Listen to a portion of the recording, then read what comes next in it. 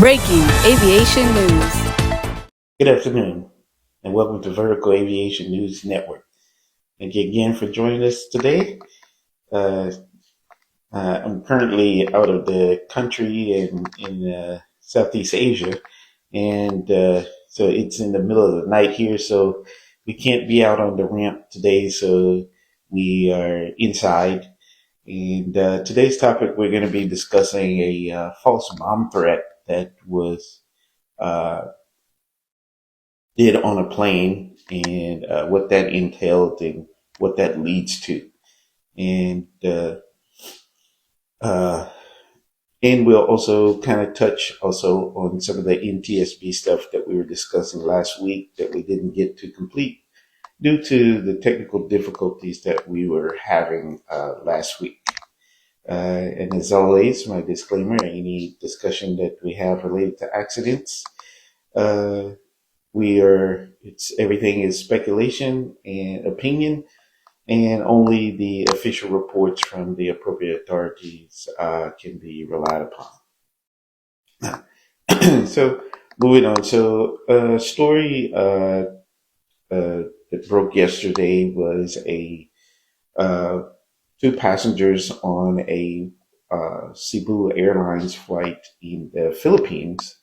Um, a flight attendant overheard two passengers discussing something about a bomb being on the plane, and they reported it to the captain as they should.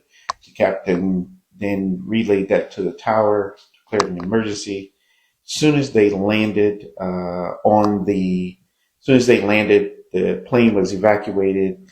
They called in the police and bomb squad came in to check and sweep the aircraft, make sure it cleared all the passengers. They checked to make sure no one was actually carrying any type of explosives or anything like that. Uh, and it turns out it was a hoax or a joke. The two passengers were trying to, uh, make a joke about a bomb and that it was on the plane. Uh, that is actually illegal. You cannot do that. You cannot make jokes about bombs or things like that. Just like uh, that is actual a crime, and if you do that, now it's just like if you scream fire in a crowded theater, that is illegal. Like you can be charged with a crime for doing that. So the two passengers were detained, and uh, they may have charges pending. As of right now, we don't know if they've been charged with anything, but they were being held uh, pending the investigation. As I said, they cleared the airplane. Turns out there was no explosives or weapons or anything like that. Uh, and that just goes to show in this age of social media, people trying to do things, trying to get popularity or get known. There's certain things you will do or try to do that can actually get you criminally charged, and you could actually end up going to jail for trying to do something to make something viral. Um, Particularly in aviation, doing things like that in an airport or on an airplane itself, like they did the other day, uh, could cost you your freedom. So I strongly advise people that are trying to do things to get notoriety on social media or things like that. I would advise you not to try to do that in the aviation community, because you put a lot of people in danger, as well as the safety and the concern of others is the priority, and you shouldn't do that. Now, last week we were discussing the NTSB preliminary reports that had came out related to the helicopter collision with the American Eagle flight in Washington, D.C. A lot of things we were discussing was related to the training level and the flight experience and things like that. That that I feel is some of the major contributing factors to the high number of incidents, not only in that crash, but in all crashes that have been going on. Looking at it, as I was saying, uh, their experience level with only 15 total flight hours, they were expected to be out flying NVGs at 200 feet and below.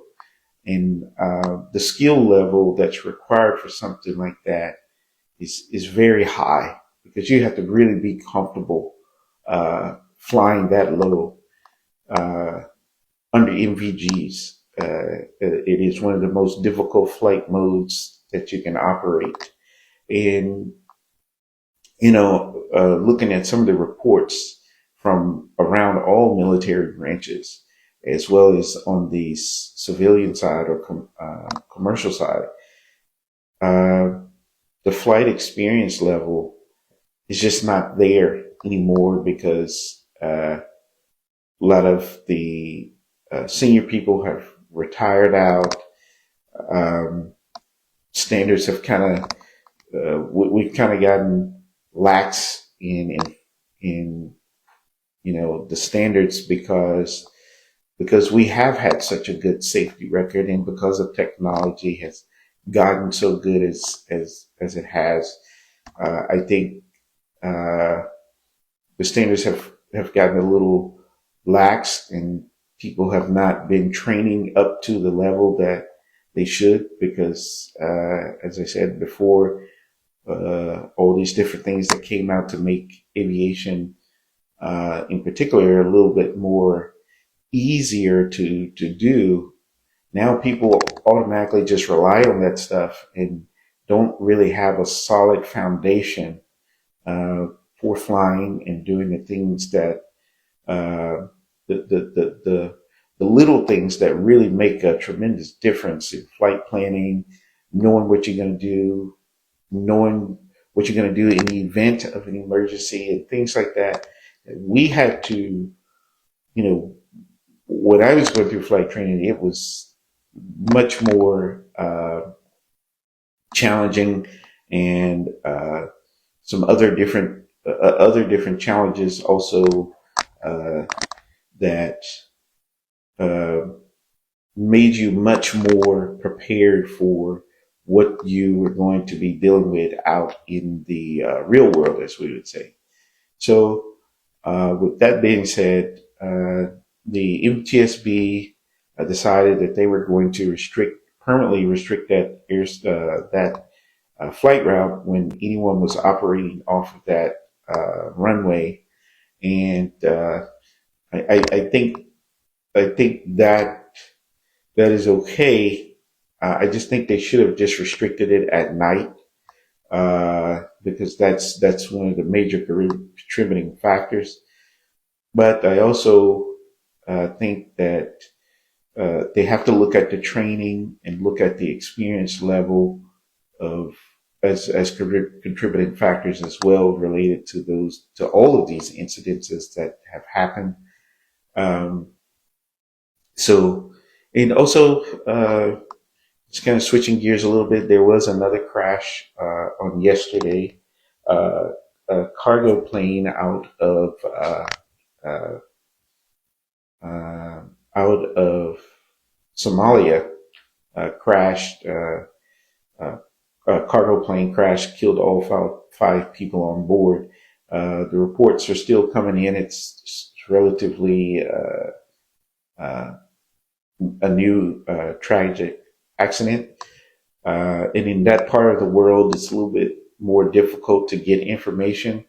And also, at the same time, uh, they don't have the governmental infrastructure as some of the more developed countries. So we anticipate those type of reports and preliminary reports will be very uh, slow getting out and finding out what the cause of the accident was. Um, I will say that the frequency of accidents in that part of the world are pretty high. It's very challenging terrain there. They have low experienced pilots, very lax in regulation. So you have a high frequency of incidents in that particular part of the world. Um, our thoughts and prayers go out to all the passengers and crew that lost their lives and their families. And we will continue to monitor that and find out more information of what caused that crash. Okay, and then moving on to our aircraft of the week, as always, another beautiful aircraft here. We have a 1982 Bell 206 B3. It is registration number November 518 Whiskey Charlie. Uh, it has a total time of 16,729 hours. It is being, the asking price is 550,000 US dollars. That is being sold by Jared Garland, and his number is area code 404-793-8857. And as always, thank you for joining us at the Vertical Aviation News Network. This has been your captain speaking. Safe travels.